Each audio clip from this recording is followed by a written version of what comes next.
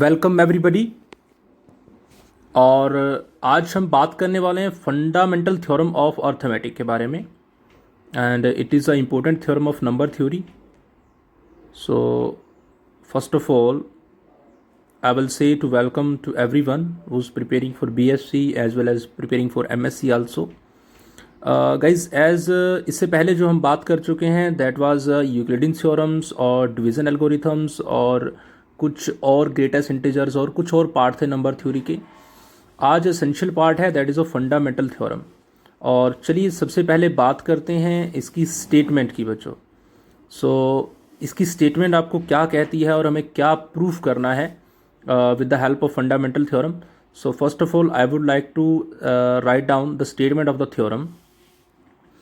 See, statement of the theorem is that जो theorem आपको ये कहती है कि अगर if you have every number that is greater than 1, n is greater than 1, can be expressed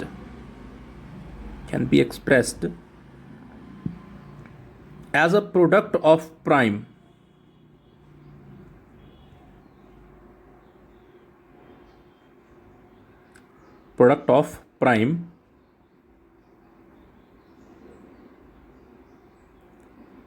in one and only one way।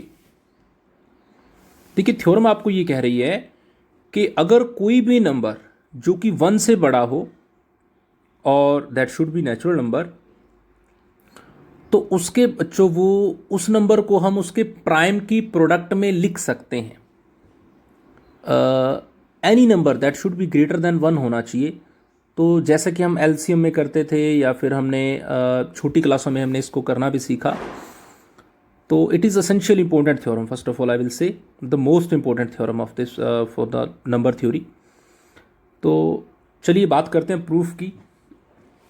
और proof करने से पहले बच्चों जैसा कि मैंने आपको बताया कि हम जो छोटी क्लासें थी हमारी, हमने एलसीएम निकालना सीखा था बच्चों।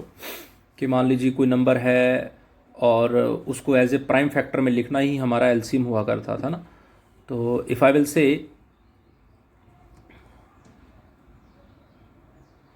तो मान लीजिए मैं यहाँ पे किसी एक नंबर को लिखना चाहता हूँ। मान लीजिए मैंने नंबर लिखा 12। तो क्या मैं इसको लिख सकता हूँ 1 इंटू 2 इंटू 3 और इंटू 2 आल्सो। तो आप ये ऑब्जर्व कर पा रहे हो कि 1 2 3 2 ये सारे के सारे क्या हैं बच्चों? These are all are prime factors of 12। और 12 को हमने इन सब की मल्टीप्लिकेशन में लिख दिया। तो इस तरीके से आपको इस थ्योरम में प्रूव करके दिखाना है कि आप किसी भी नंबर को इस तरीके से लिख सकते हैं। You can write out any number with the help of this prime factors और उनकी मल्टीप्लिकेशन में आप उस नंबर को लिख पाओगे बच्चों। तो चलिए बात करते हैं थ्योरम की। तो ये पॉसिबल कैसे है? So first of all I will say कि हम एज्यूम कर लेते हैं बच्चों let n and that is greater than 1। एक कोई नंबर लिया मैंने और वो कोई नंबर है बच्चों, n is any number I am just taking here, और वो 1 से बड़ा है। फर्स्ट कंडीशन, क्योंकि कंडीशन ही हमारी ये है कि 1 से कोई नंबर बड़ा हो उसके ऊपर हमें बात करनी है। तो first of all I am taken that n is greater than 1 any number I have. अब देखो बच्चों, अगर कोई नंबर 1 से बड़ा है तो डेफिनेटली ना उसका कम से कम एक तो प्राइम फैक्टर जरूर होगा। M I right? तो अगर मेरा n इज ग्रेटर देन 1 है तो I am taking n must have at least one prime factor होगा। और उसको बच्चों नाम दे देते हैं, आई विल से prime factor and that is P1। इसको हमने P1 का नाम दे दिया। क्लियर है बात? अब बच्चों अगर इसका कोई प्राइम फैक्टर है n का और वो P1 है तो it means then there exist कोई और नंबर एग्जिस्ट करेगा बच्चों, और उसको नाम बोल देते हैं, कोई इंटीजर एग्जिस्ट करेगा। मान लीजिए n1 है, तो फिर हम इसको लिख पाएंगे that such that n is equal to P1 into n1। ये बच्चों हमने डिवीजन के लॉ से सीखा है। और जो n है वो ग्रेटर देन होगा n1 से। क्लियर है बात?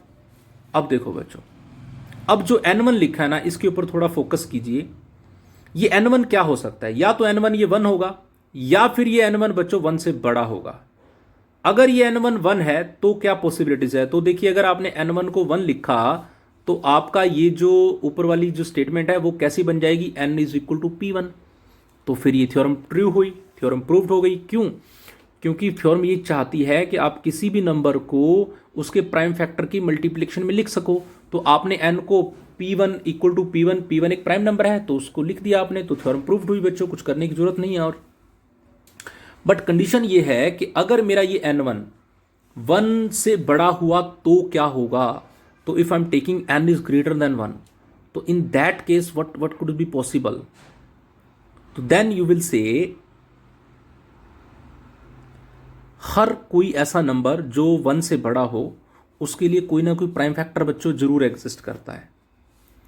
तो आई विल से कि if N1 is greater than 1, तो I will say then N1 must have at least 1 prime factor. फिर से वही बात, कोई ना कोई प्राइम फैक्टर इसका जरूर होगा। अब अगर बच्चों कोई प्राइम फैक्टर होगा तो डेफिनेटली आप इसको एज ए डिवीजन एल्गोरिथम से लिख सकते हो। और इज दैट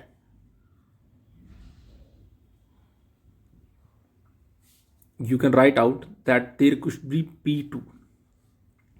क्लियर है बात? मान लीजिए भाई n के लिए प्राइम फैक्टर P1 था, तो यहां पे मैं N1 के लिए कोई और प्राइम फैक्टर ले लेता हूं, उसको मैंने नाम दे दिया P2। अब अगर P2 इसके लिए प्राइम फैक्टर है बच्चों, तो क्या आप लिख सकते हो इसकी मल्टीप्लीकेशन में N1 को? तो इट मीन्स आप लिख सकते हो कि N1 इज इक्वल टू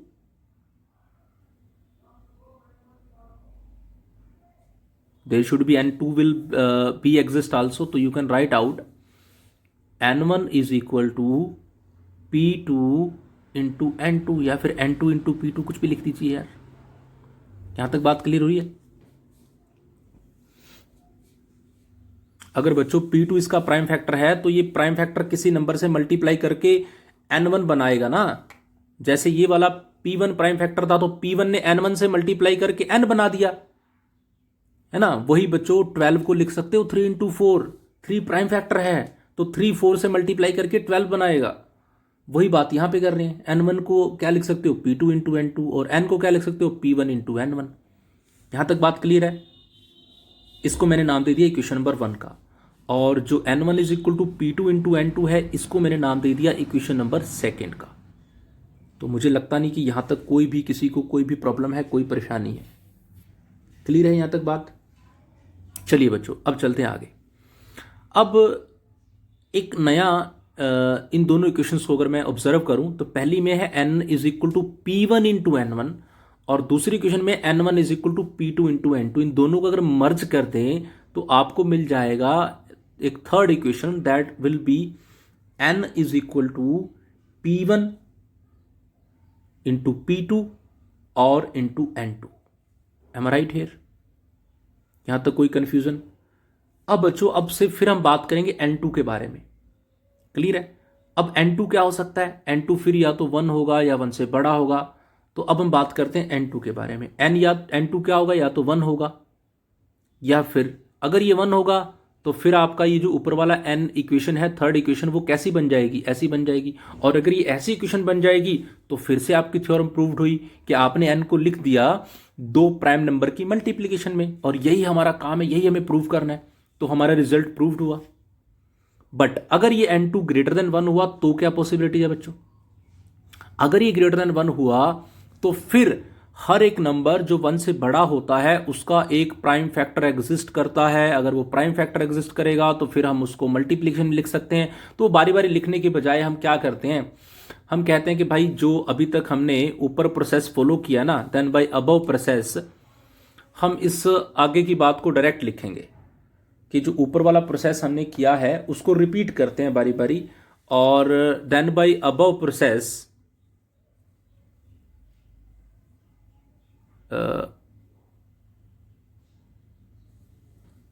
इसको रिपीट करते हैं, इज रिपीटेड।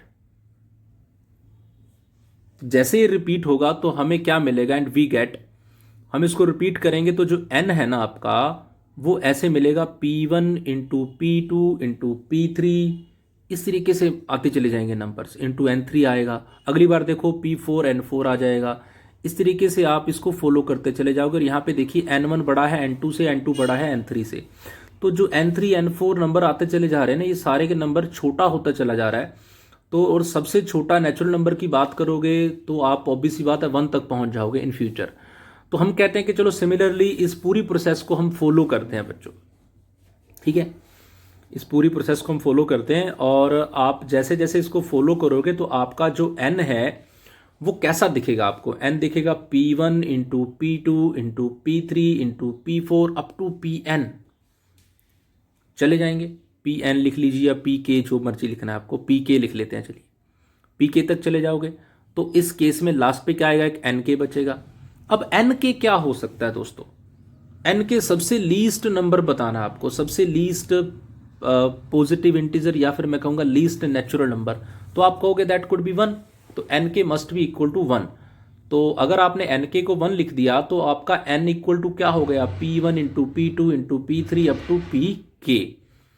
तो इट मीन्स आपने ये प्रूव कर दिया कि आप किसी भी नंबर को, किसी भी n को जो कि 1 से बड़ा है, उसको उसके प्राइम फैक्टर्स में लिख सकते हैं। तो हेंस प्रूव्ड। अब बच्चों चलते हैं इसकी यूनिकनेस की तरफ, यानी कि दूसरा काम हमें प्रूव करना था, क्योंकि वहां लिखा था उसने कि 1 एंड ओनली 1 वे, तो हमें यूनिकनेस प्रूव करनी होगी इस थ्योरम के लिए।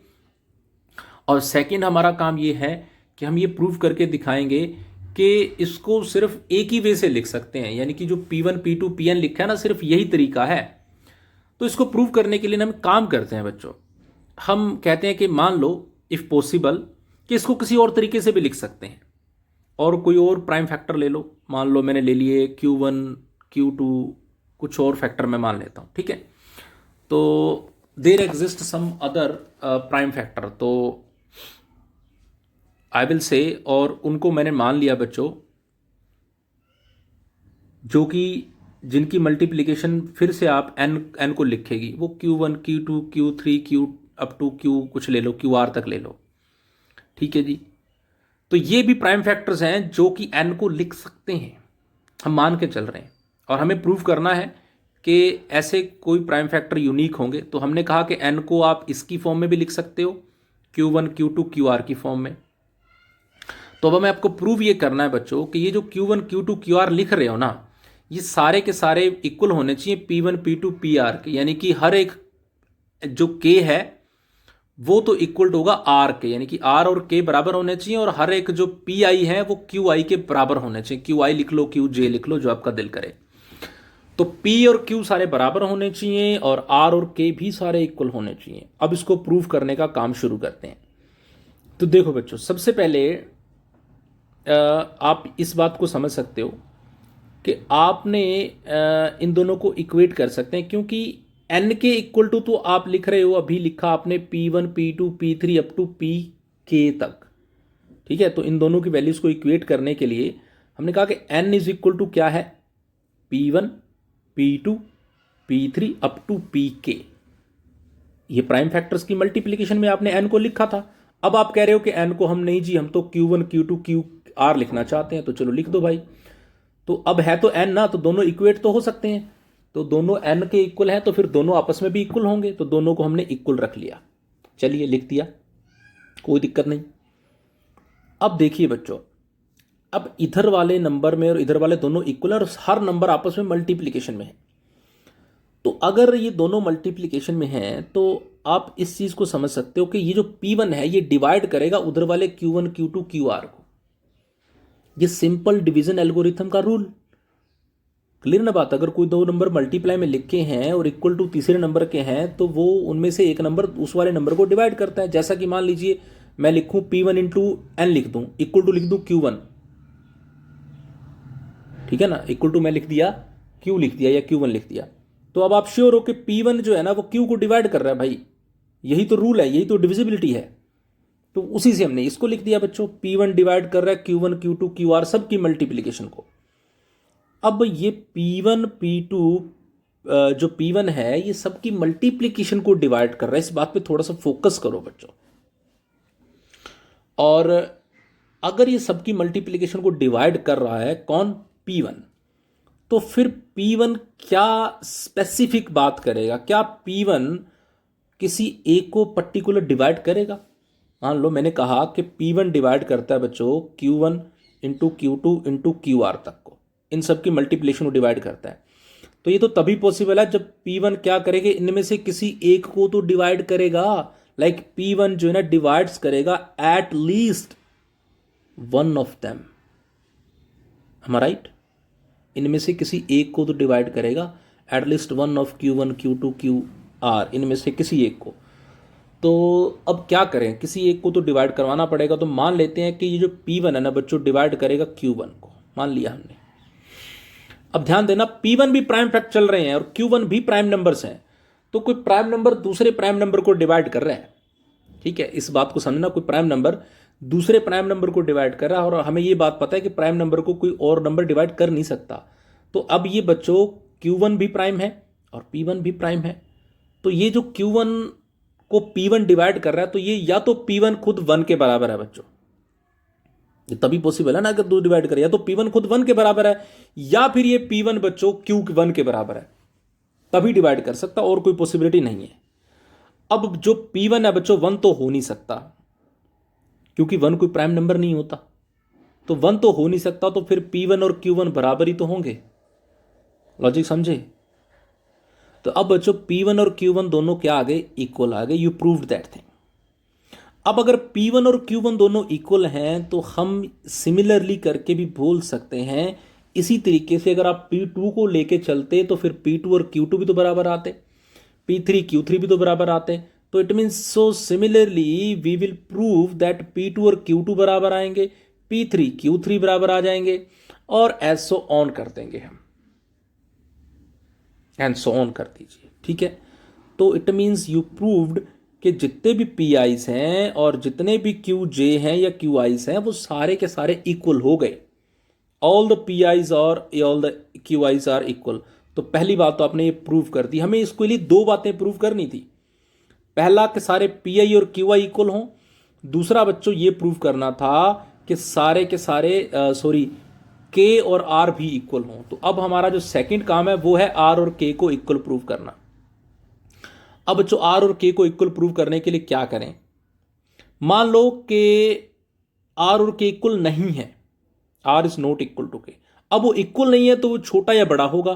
तो मान लो कि K जो है ना वो छोटा है, R बड़ा है, मान लेते हैं। अब बच्चों अगर K छोटा है R से, तो आपने अभी लिखा कि जितने भी P1 P2 Pn हैं, जितने भी P1 से लेके PK तक, P1 P2 P3 up to PK equal to लिखे आपने Q1 Q2 up to QR। ये प्रूव कर चुके हो आप ऑलरेडी। तो अब आप कह रहे हो कि K छोटा है, तो इट मीन्स ये वाले K के K टर्म्स रास्ते में यहां भी कहीं ना कहीं K जरूर आएगा। तो ताकि ये है तो इक्वल, ये दोनों कट जाएंगे आपस में, तो इधर बच जाएगा 1 और उधर क्या बच जाएगा बच्चों, PQ+1 Q+2 से लेके QR तक। है राइट, यानी कि QK वाली टर्म्स तक तो कैंसिल ही हो जाएंगी, वहां तक तो इक्वल है, आपने बोल दिया ना।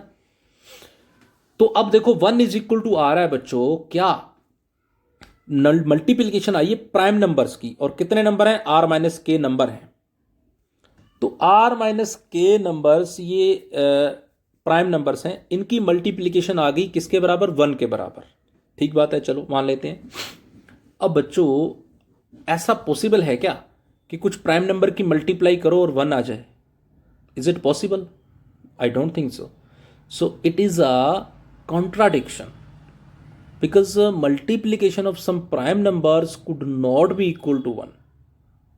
ठीक है, ये प्राइम फैक्टर्स हैं, और अब वैसे मान लीजिए 2 और 3 की मल्टीप्लाई कभी किसी भी दो प्राइम नंबर की मल्टीप्लाई 1 नहीं बन सकती बच्चों। Product of prime number could not be equal to 1, तो